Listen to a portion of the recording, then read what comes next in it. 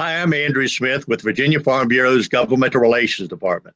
And I'm Stephanie Talon, also with Virginia Farm Bureau Government Relations. Welcome to Friend of the Farm Chats, where we take a break from policy and sit down with legislators on the House and Senate Agriculture Committees and just get to know them a little bit better. Today, Stephanie, we're very fortunate to have Senator Chap Petersen from Fairfax, Senate District 34, and Chairman of Senate Ag Committee. Welcome, Senator Petersen. Do you mind starting us off telling us a little bit about yourself and why you first ran for office? Okay. First of all, thank you, Andrew and Stephanie. Thank you for having me on this program. And it's a great honor to be chair of the Senate Ag Committee. I've enjoyed it a great amount. You asked me why I first ran for office. Well, I first ran for office when I became president of the sixth grade in 1980 in my elementary school. And, I've always enjoyed representing people, speaking for people. By profession, I'm an attorney. I grew up in Fairfax City and went to Fairfax High School and went to law school at UVA. And when I graduated, I had worked on some political campaigns. I enjoyed politics and enjoyed working with people. And so first ran for the city council in the 90s back in Fairfax City, my hometown, got elected. And I, as a joke, I used to say I got into politics to meet girls. But in reality, I got into politics because I love to represent people. And that's why I do it.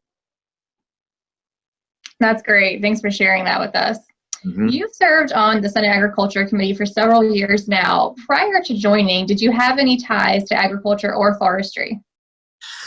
Wow. Okay. The short answer would be those ties are tenuous. I live in a suburban district. It's sort of a classic middle-class suburbia in the middle of Fairfax County. Having said that, my family owns a farm in Middlesex County, Virginia, just outside of Saluda. My mother's family is from that county. And I spent a lot of my life, my early years, at that farm. We grow soybeans, wheat, corn, other crops. And so I've been around agriculture through my mother's family. Now, I myself didn't grow up on the farm. I have cousins that would tend it for us, but been down there pretty frequently. So that was really my connection with Virginia agriculture, was through my mother's family. I've always enjoyed listening you talk about your connection to your family's farm and also your representation of issues important to farmers across the state in your law practice. But as Stephanie said, you've served on the Ag Committee for quite a while. What have you learned by serving on the Ag Committee? Wow. First of all, farming and agriculture is such a critical industry in Virginia. It employs so many people. It feeds pretty much everybody. Everything that we produce, from whether it's fine wines to dairy products to agricultural staples like peanuts, tomatoes, potatoes, you name it, corn. My daughters actually have a garden in our own yard where we grow tomatoes, and we have grown watermelons on occasion. So, to me, agriculture is it is the basic industry of humanity. And it's a wonderful industry. It employs so many people and it contributes to so many fond memories. I mean, I think wherever we live or wherever we travel, we always think about, what did we eat? What did the food taste like? Did it nourish our bodies? And so it's a wonderful industry to be around. And of course, agriculture is half the committee. The other half is natural resources. And how do we sustain our resources? How do we conserve them? Our rivers, the Chesapeake Bay, soil quality. How do we take this legacy of Virginia, the outdoors, and pass it on to our kids? I was very fortunate. I asked to be on the Natural Resources and Ag Committee when I was assigned, when I got elected to the Senate in 2007. It took me a while to kind of creep up to become the ranking member as a Democrat. And then when we took control last year, I asked for the chairmanship. It was the one that I wanted. And again, I'm not the most knowledgeable person on agricultural issues, but I think sometimes if you recognize that up front, you can get past that. I've got a lot of great members on that committee, whether it's a Richard Stewart or Emmett or people like that I listen to and I trust their opinions. And my goal as chair is just to make sure everybody gets heard and we have a due process. We have a fair process that ends up with a result that not everyone will be happy with, but everyone says, hey, I got my day in court. And we appreciate that process. Thank you. You mentioned that your district is very urban, but you also mentioned how agriculture has such a wide impact and touches many people beyond the actual industry. Can you tell us about your district and how agriculture and forestry fit into it? Sure. If you threw a dart at Fairfax County, which people have probably been tempted to do on occasion, and you hit the bullseye, you would hit my hometown of Fairfax City. We're right in the middle of Fairfax County.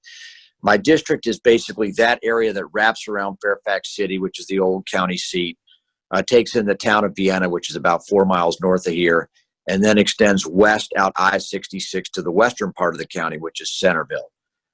I don't, at this point, really have any functioning farms. There was a dairy farm for years in Fairfax City, because I remember in high school we used to go cow tipping back in the day.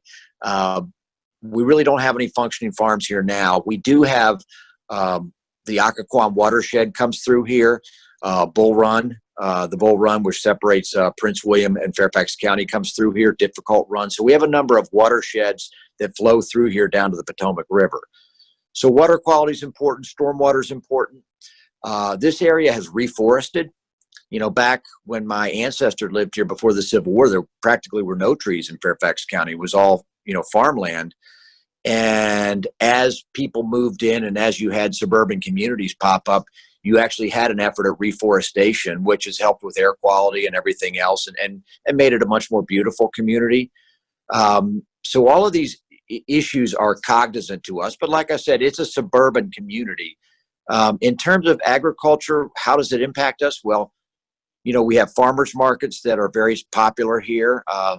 I have a very well-educated population, which always amazes me how I ended up leading it, at least in this capacity. But a lot of people like to buy, farm-to-table products, farm-fresh products.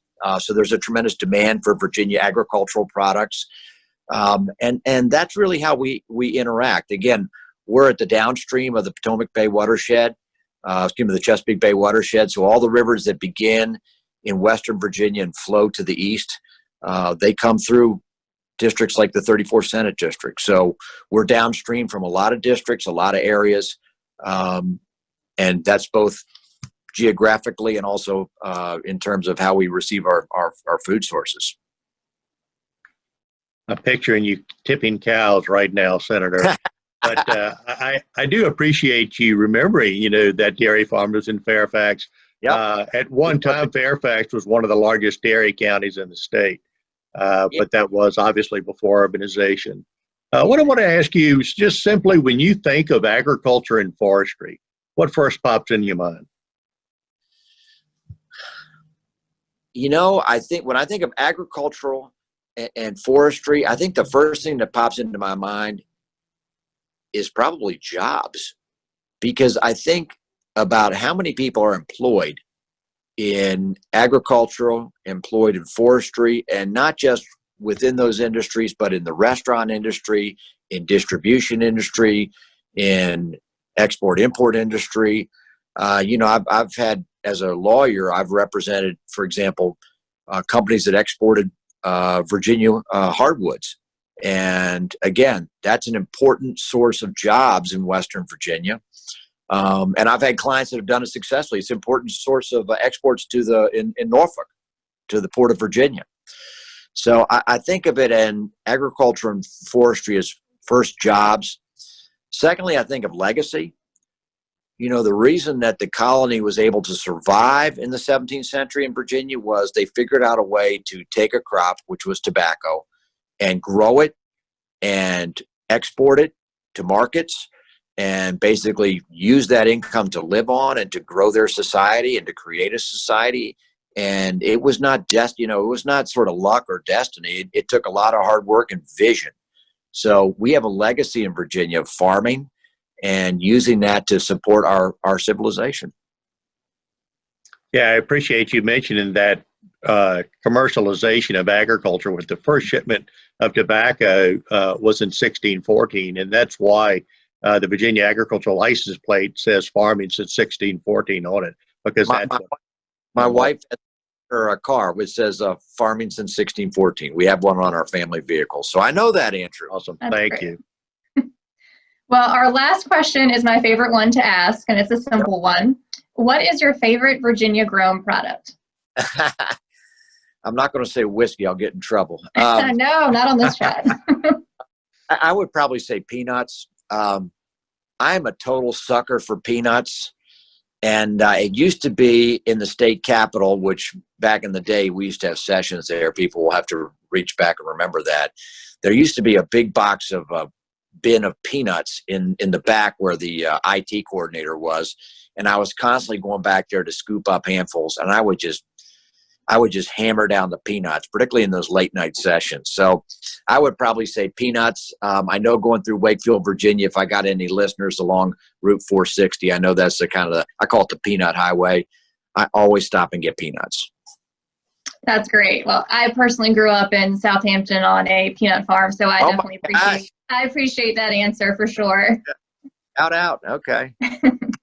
Well, Senator, thank you so much for joining us today. We really appreciate the opportunity to chat with you a little bit and learn more about your background and your sort of philosophy on leading the Senate Agriculture Committee. And in a note, I think you hit the nail on the head when you said you think of jobs and legacy when you think of agriculture and forestry. I think many of our producer members would certainly agree with you on that. So thank you for sharing that, and thank you again for your time. All right. Thanks so much, and I hope to see folks in January. We'll figure out a way to see each other, God willing. Thank you, Senator. Have a great day. You too.